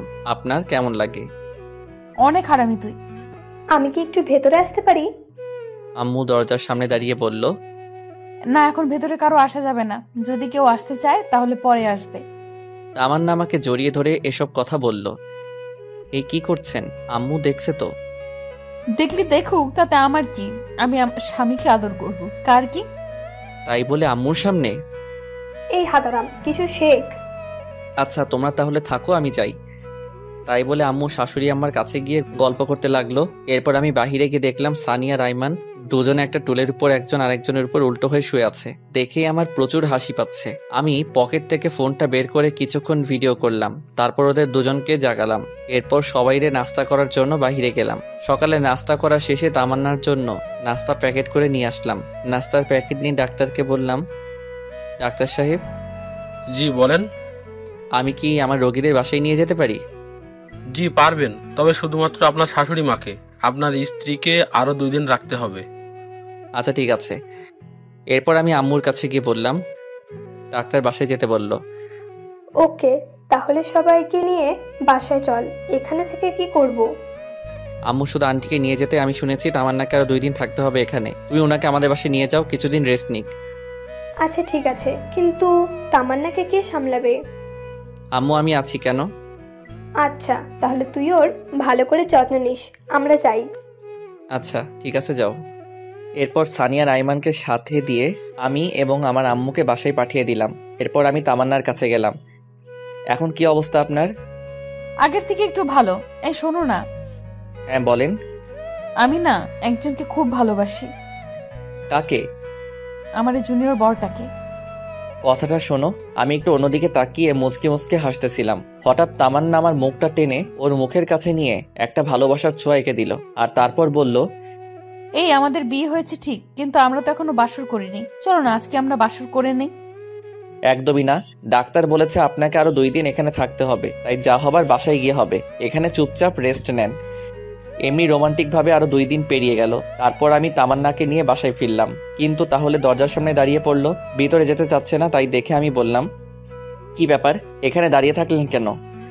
কেউ যদি আমাকে কোলে করে বাসার ভেতরে নিয়ে যায় তাহলে যাব, না হলে ভেতরে যাব না। আমি বুঝতে পারলাম সে আমাকে উদ্দেশ্য করে কথাটা বলল। কি আর করার, ওকে কোলে করে নিয়ে বাসার ভিতরে গিয়ে বিছানার উপর রাখলাম। এরপর আমি ওকে রেখে চলে আসতে যাব, এমন সময় আমার হাতটা ধরে একটা টান দিল। আমি নিজেকে স্থির রাখতে না পেরে সোজা তামান্নার গায়ের উপর পড়ে গেলাম। এটা কি হলো? আমার বরকে আমার যা ইচ্ছা তাই করব, তাতে তোর কি? আমার কি দেখাবো? দেখা দেখি। এটা বলে যখনই আমি আমার মাথাটা তামান্নার দিকে এগিয়ে নিয়ে যাচ্ছিলাম এমন সময় সানি রুমে আসলো। মামা, আদর একটু পরেও করতে পারবা, এখন একটু বাইরে আসো। শালা, তুই আর আসার সময় পাইলি না? তামান্না লজ্জা পেয়ে অন্যদিকে মুখ করে বসে রইল। আমি বাহিরে গিয়ে সানিকে বললাম, শালা এখন বল এই অসময় ডাকলি কেন? তোমাকে কিছু জানতে হবে না, 5,000 টাকা দে। কিন্তু এত টাকা দিয়ে কি করবি? তোকে দিতে বলেছি, দে। এত কথা বলিস কেন? আমার কাছে তো এখন এত টাকা নাই, হাসপাতালের বিল দিয়ে সব শেষ হয়ে গেছে।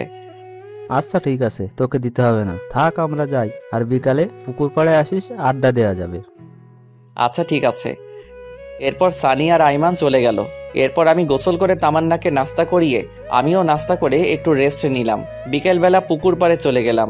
এরপর 3 জন মিলে অনেকক্ষণ আড্ডা দিলাম, অনেকক্ষণ 3 জনের ঘোরাঘুরি করলাম। রাত প্রায় 9টা এমন সময় সানি বলল, মামা আমার যেতে হবে, একটা জরুরি কাজ আছে। আমারও কাজ আছে, আমাকেও যেতে হবে। তাই বলে ওরা 2 জন চলে গেল। এদিকে আমিও বাসায় চলে আসলাম। বাসায় এসে তামান্নার কাছে গেলাম। কি ব্যাপার, এতক্ষণ কই ছিলে?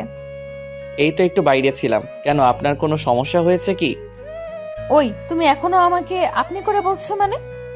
তো কি করে বলবো? তুমি করে বলবা। আচ্ছা ঠিক আছে। আচ্ছা শোনো, আমাদের তো বাসায় হয়নি, চলো আজকে আমরা বাসর করি। কোনো আয়োজন ছাড়া বাসর করব? না থাক, কালকে সব আয়োজন করে তারপর বাসর করব। আজকে থাকো। তোমাকে বলছি মানে আজকে। এটা বলে তামান্না বিছানা থেকে উঠে আলমারি থেকে আমার জন্য একটা শেরওয়ানি বের করলো আর একটা শাড়ি বের করলো। আমাকে শেরওয়ানি দিয়ে বলল, যাও, এই শেরওয়ানিটা পরে 2 ঘন্টা পরে রুমে আসবে। 2 ঘন্টা পরে কেন?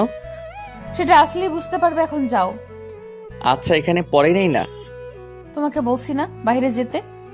কি আর করার, ছাদে চলে গেলাম। ছাদে গিয়ে শেরওয়ানি পরে একা একা বসে আছি। কিছু ভালো লাগছে না, কি যে করব।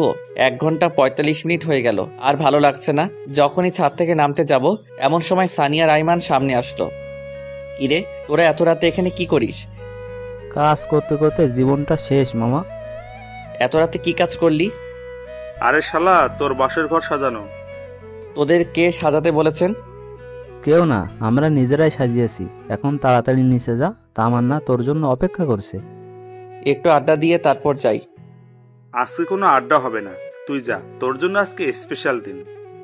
ওকে। তারপর আমি রুমের সামনে গিয়ে দাঁড়িয়ে আছি। কেমন যেন ভয় লাগছে, আবার লজ্জা লাগছে। কিছুক্ষণ আগেও তো তামান্নার সাথে কথা বলে আসলাম, তাহলে এখন লজ্জা লাগছে কেন? তোর যা হওয়ার হবে, আগে ভিতরে তো যাই। এরপর 1 কেজি সাহস নিয়ে ভিতরে চলে গেলাম। ভিতরে গিয়ে দেখি তামান্না একটা লম্বা ঘোমটা দিয়ে বিছানার উপর বসে আছে। আমাকে দেখে বিছানা থেকে নেমে আমার পা ছুঁয়ে সালাম করতে যাবে এমন সময় আমি ওর হাত ধরে বললাম, আরে আরে কি করছো? দেখছো না সালাম করতেছি। আরে, জুনিয়রদের সালাম করতে হয় না?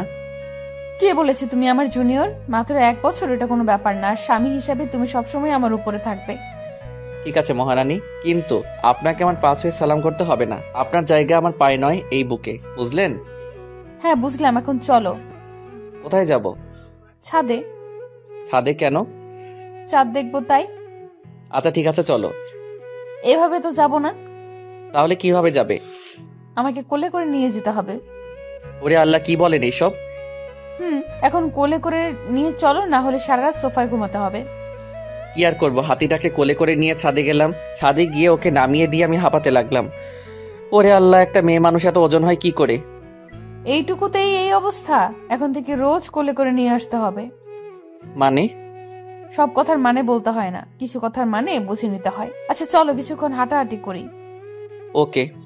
তারপর 2 জন কিছুক্ষণ হাঁটাহাঁটি করার পর তাদের একটা কোনায় গিয়ে 2 জনে বসলাম। তামান্নাও আমার পাশেই বসে। আমি উপরের দিকে তাকিয়ে বসে আছি আর ভাবছি, এই এত কি ভাবছো? আল্লাহ আমাকে পরীক্ষায় ফেলেছে, সেটার কি উত্তর দিব সেটাই ভাবছি। কি পরীক্ষা? আল্লাহ আমাকে 2টা চাঁদ দিয়েছে, একটা ওই উপরে আর একটা আমার পাশে। এখন আমাকে বলতেছে কোনটা আমার কাছে বেশি গুরুত্বপূর্ণ। তো কোনটা তোমার কাছে গুরুত্বপূর্ণ?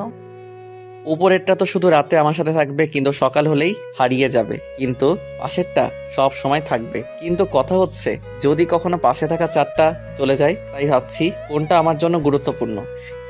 এটা শুনে তামান্না আমার হাত ধরে আমার কাঁধে মাথা রেখে বলল, এই তোমার হাত ধরে ধরে কসম করছি পুরো পৃথিবী ছেড়ে দেব, কিন্তু তোমার হাত কখনো ছাড়বো না। তাই নাকি? তাই। এই শোনো না, বলেন। আমার না টুইন বেবি অনেক পছন্দ। তো আমাকে কি করতে হবে? তোমাকে কিছু করতে না, যা করার আমি নিজেই করব। কি করবে? সময় হলেই দেখতে পারবে। এখন রুমে চলো। ওকে চলেন। ওইভাবেই যাও কেন? তাহলে কিভাবে যাব? যেভাবে কোলে করে নিয়ে এসেছিলে সেভাবেই কোলে করে নিয়ে যাও। কি আর করার, আবারও কোলে করে নিয়ে গেলাম। খাটে রেখে আমি ওয়াশরুমের দিকে যাচ্ছি, এমন সময় আমার কলার ধরে টান দিয়ে বলল, আই কই যাস? এই তো একটু আসছি। তোকে যে টুইন বেবির কথা বললাম ভুলে গেছিস? এটা বলে আমাকে একটা টান দিয়ে খাটে ফেলে দিল। একা দুজন হারিয়ে গেলাম ভালোবাসার এক অজানা ভুবনে। আপনারা এখনো বসে আছেন? আরে ভাই, অনেক কিছুই তো দেখলেন, এখন আমাদেরকে আমাদের মতো একটু কাজ করতে দিন। আর আপনারা আপনাদের জীবন সঙ্গীর সাথে একটু খুনসুটি করেন। এখন যে যার মতো বাসায় যান।